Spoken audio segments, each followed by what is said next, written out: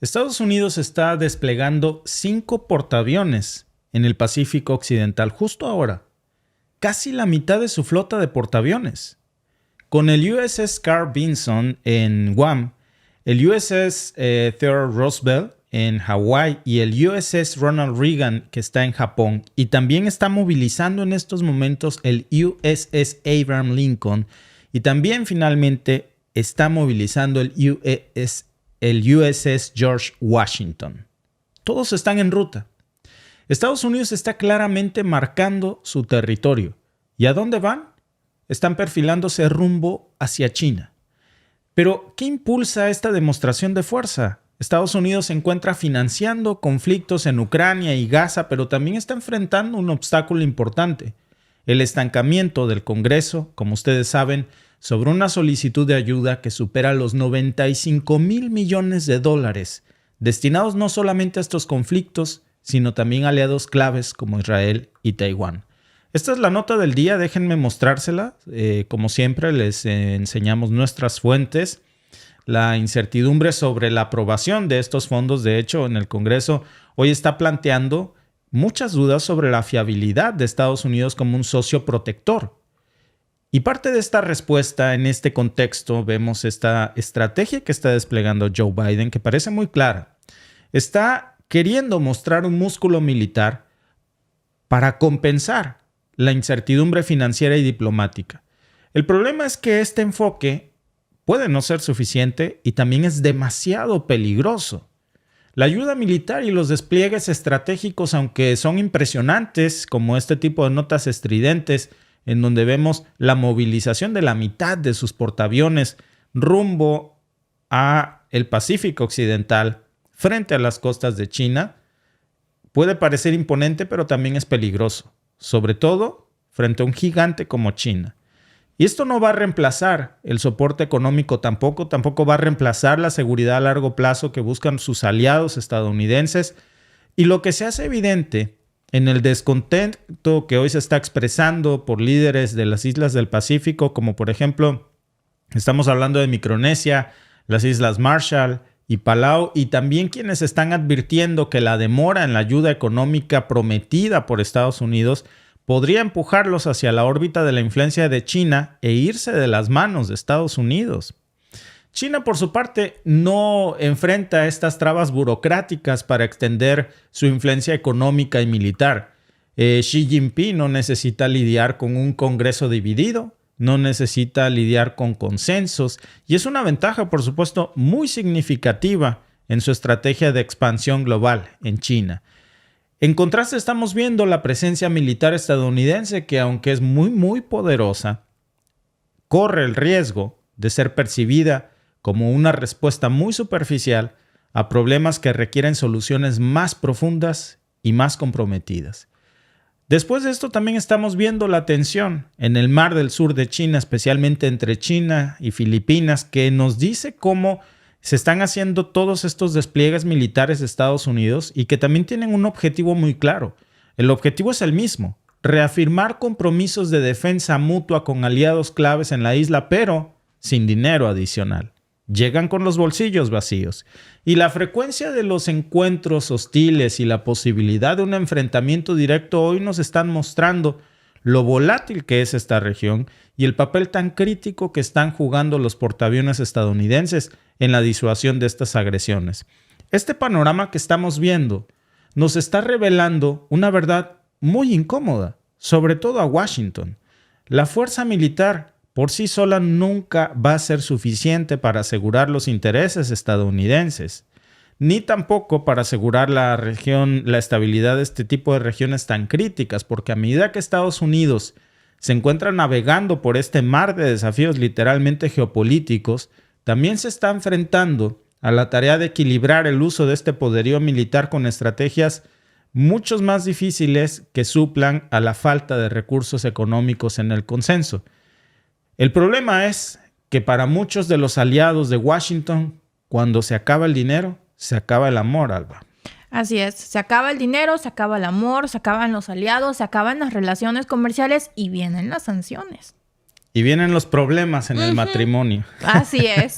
Fíjate que un buen amigo me dijo alguna ocasión: cuando seas grande, estaba yo soltero y chavo. Digo, sigo chavo, pero más chavo. Y me dijo, cuando seas grande vas a entender que muchos de los problemas en un matrimonio entran por la cartera. Y déjame decirte que muchos de los problemas diplomáticos en la geopolítica internacional, Alba, precisamente entran por la cartera. Así es, por la cartera, por los recursos energéticos, por la seguridad, por la militarización.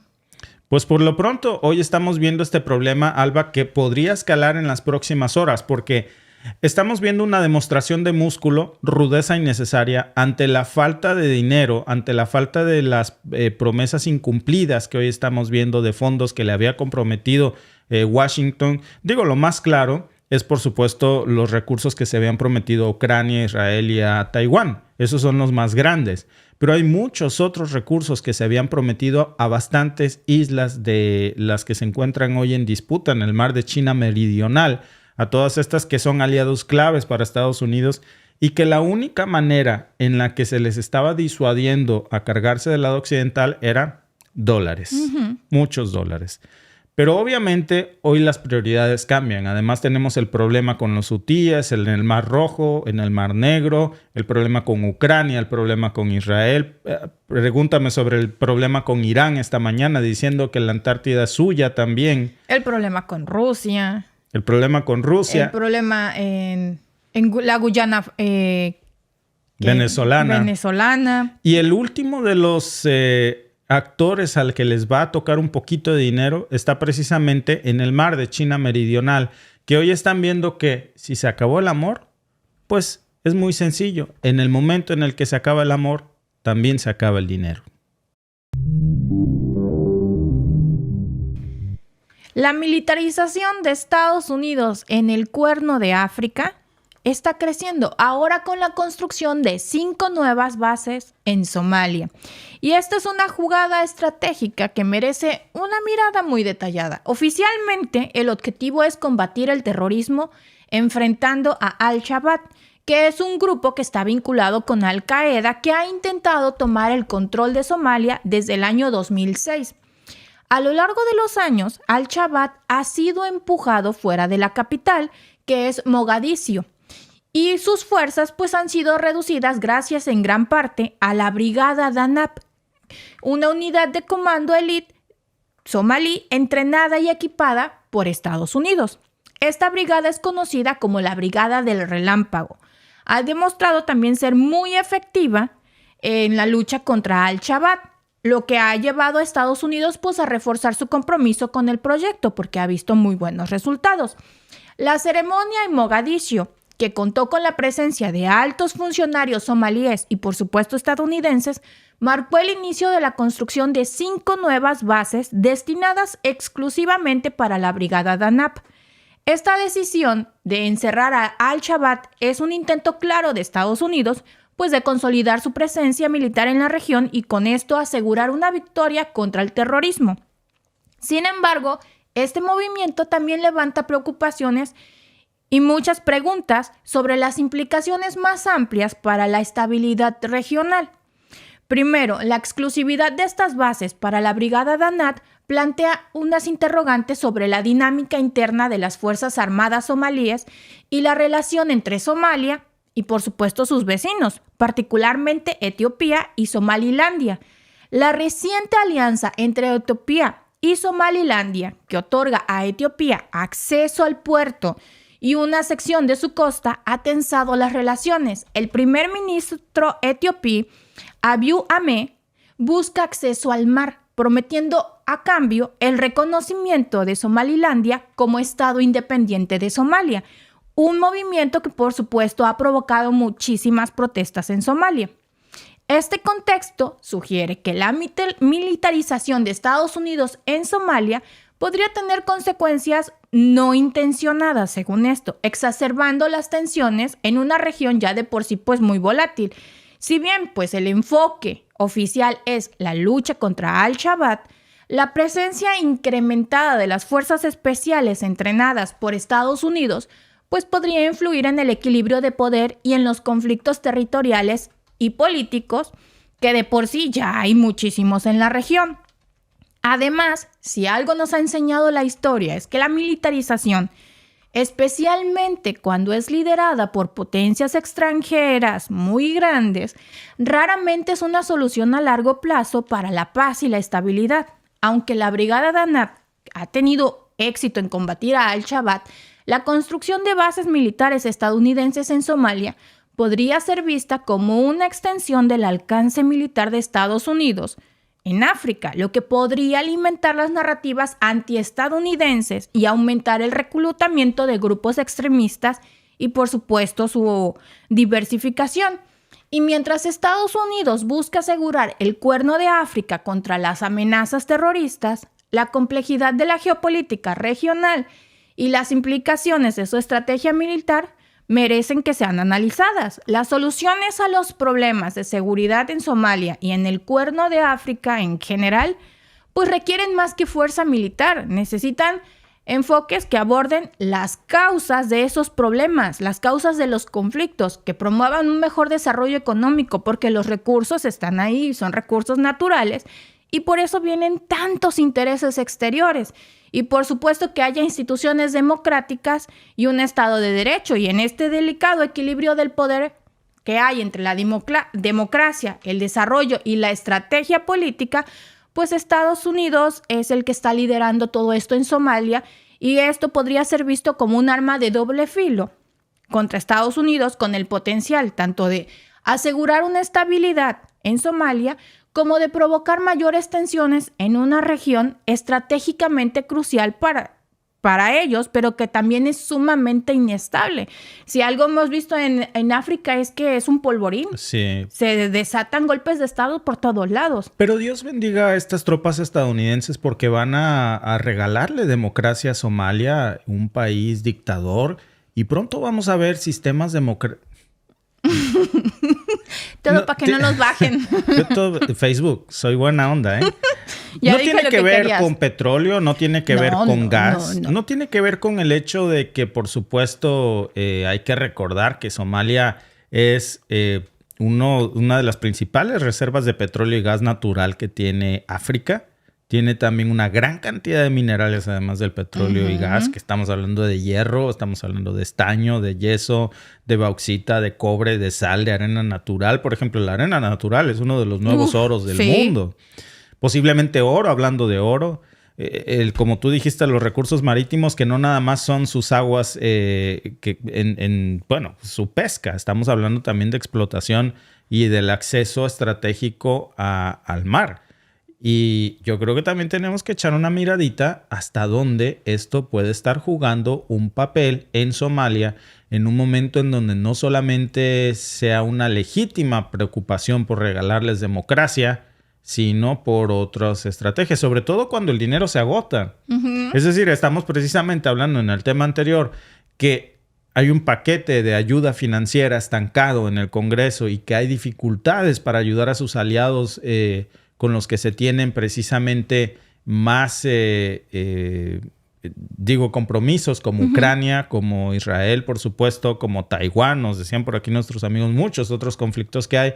Y acordarse de Somalia así como de la nada, en un momento donde el bolsillo te aprieta, está como raro, ¿no? Pues no está como raro, porque te aprieta el bolsillo, pero también te aprietan tus reservas. Exacto, porque esto es una inversión. Claro. O sea, evidentemente es una inversión. Todas son una inversión, pero esta es una inversión en donde es una inversión más redituable, porque sí, le vas a invertir en bases militares en 5 que van a ser tuyas, pero no vas a gastar tanto en armas porque no hay un conflicto declarado. O sea, ahí es ganar, ganar. Le pones tantito y le sacas mucho. Sobre todo que lo que sí es cierto es que Somalia es un polvorín. Pero digo, hay muchos polvorines en el mundo.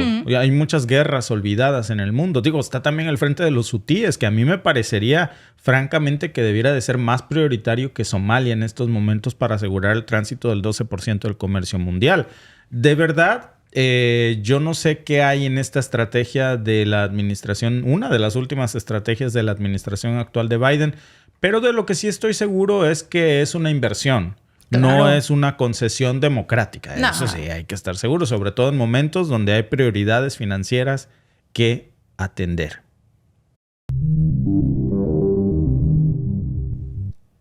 Australia y México tienen un enemigo en común, uno muy poderoso. Comencemos con Australia. Recientemente, una oleada de doxing dirigida a cientos de judíos generó una gran desestabilización. Este incidente, en el que se filtraron, por cierto, en Facebook detalles muy personales como nombres, imágenes y profesiones de alrededor de 600 personas, ha sido atribuido precisamente a activistas pro-palestinos. ¿Qué tiene todo esto que ver con México? Déjenme contárselos en un momento. Pero primero, en respuesta, el gobierno australiano está tomando medidas ya para ilegalizar el doxing, que es básicamente un acto de invasión en línea de la privacidad personal que consiste en divulgar sin consentimiento de información personal con la otra intención, pues, de acosar, de humillar o de amenazar a las víctimas. El doxing no solamente se ha convertido ahora en una herramienta para el acoso en línea, sino que también puede tener consecuencias devastadoras para las víctimas.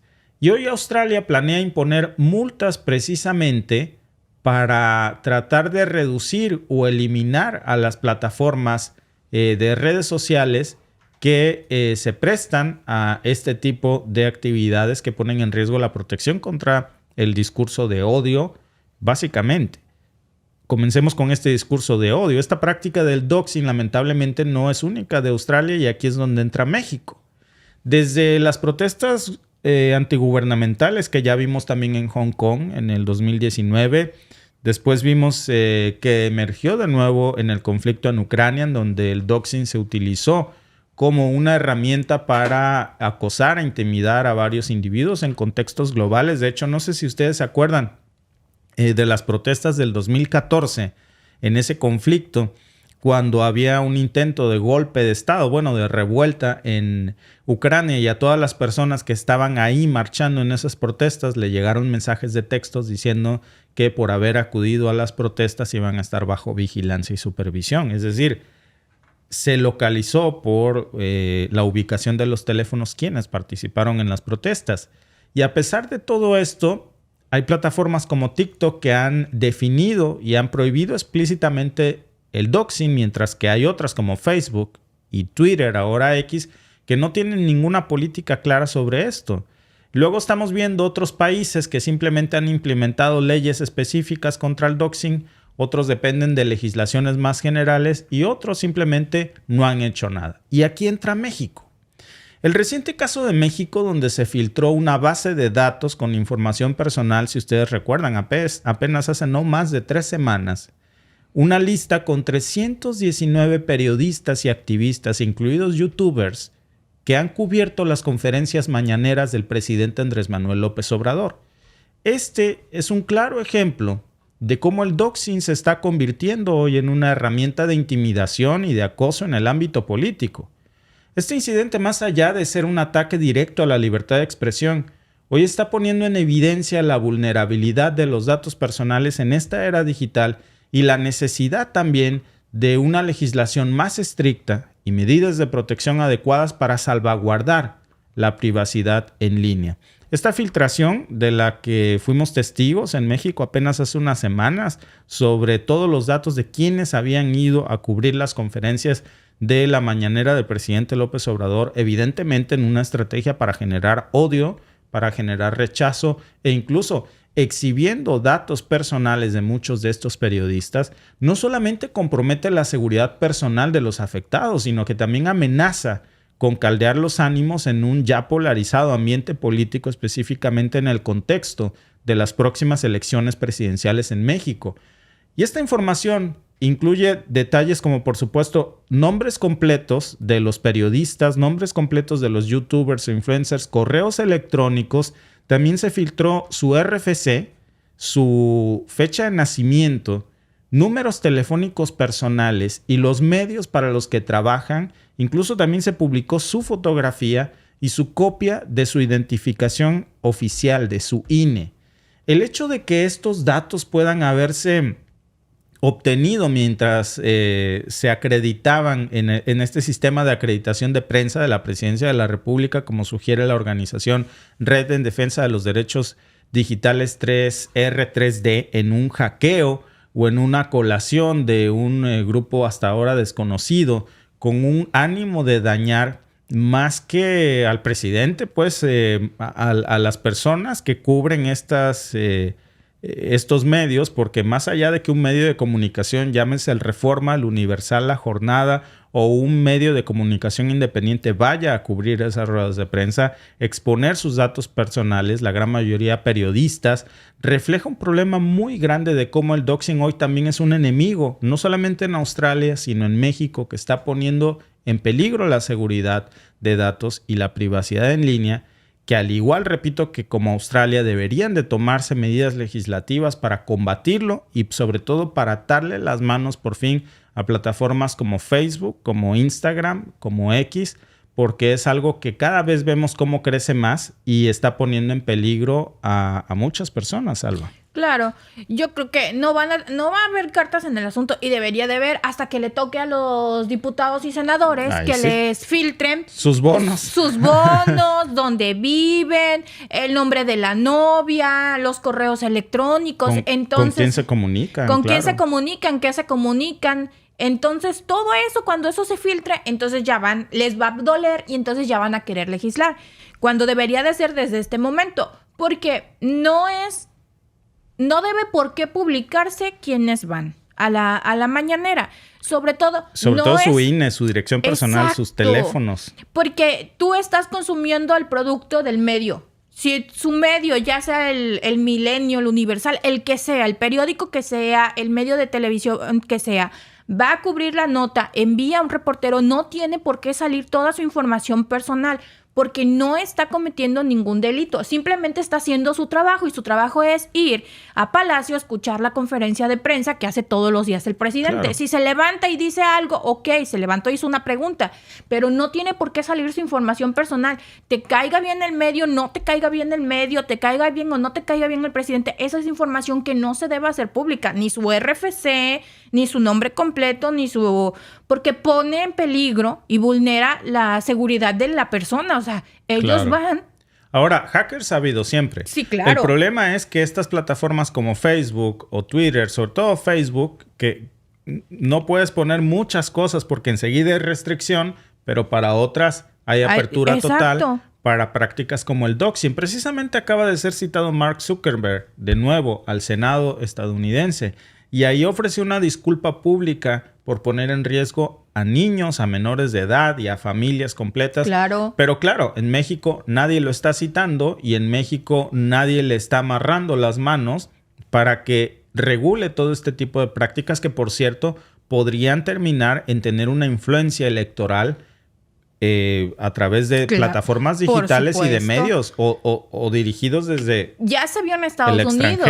Exacto. No es algo que no pueda pasar. Ya se vio en Estados Unidos.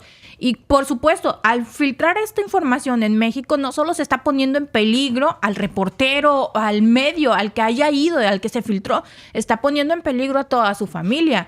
Porque si algo sabemos es que hay mucha gente que se apasiona demasiado. Claro. Mira, dice Lourdes Amador, ya aclararon que fue un hackeo, ya está muy antigua la información. Sí, el problema no es que haya sido un hackeo, ese es solo un ejemplo, Lourdes, del doxing. Y de la falta de regulación legislativa en contra del doxing y de esta práctica que déjame te muestro, va a volver a pasar una y otra vez hasta que no se sancione o se amenace con sanciones graves o multas enormes a las plataformas digitales si no toman medidas drásticas para prevenir que esto pase. De hecho, Lourdes Amador, el doxing es eso, es un hackeo y la publicación del hackeo en las redes sociales. Eso es el doxing. Porque, por ejemplo, si alguien lo hackea, pero a la hora de que lo quiere publicar en Facebook, Facebook lo restringe, pues entonces no llega a mayores. Exacto. Estuvo mal el hackeo, pero afortunadamente no logra llegar a una cantidad masiva de personas para hacerle un daño a esa persona, que es precisamente lo que encaja en la definición de doxing. Y nuevas prácticas salen en redes digitales a una tecnología que avanza a pasos agigantados y que pues también nuestras legislaciones tienen que avanzar en los mismos pasos agigantados. No nos podemos quedar atrás en las legislaciones porque el mundo está yendo muy, muy rápido. Como les decíamos, en las visas de nómadas digitales, México se está quedando atrás. En la implementación de una ley contra el doxing, México se está quedando atrás y ya tuvo un hackeo como el que estábamos poniendo de ejemplo. Ya debían de estar legislando. Es una buena oportunidad, por cierto, porque viene un cambio en el Congreso de la Unión, hay candidatos a diputados y entonces lo que tenemos que escuchar es cuáles son sus propuestas legislativas, qué es lo que quieren llegar a hacer, porque hay mucho por hacer y poco se ha hecho en el ámbito tecnológico. Aclaro. En este ámbito tecnológico, yo creo que hay cosas que la verdad que bueno, por ejemplo, el tema de las bolsas de plástico. Eso está muy bien. De un solo uso, México lo prohibió mucho, pero mucho antes que Canadá y que muchos otros países, pero en otros que nos ponen en riesgo, nos hemos quedado atrás. Y es una buena oportunidad para pues aquellos que quieren o están corriendo para diputados, por ejemplo, para tener buenas propuestas y nosotros para saber por quién votar en base a sus propuestas. Gracias por vernos. Si te ha gustado este clip, síguenos en vivo para ver nuestro programa completo de lunes a viernes en nuestros canales de YouTube y Facebook. Suscríbete, comparte con tus amigos y déjanos tus comentarios. Te esperamos en vivo.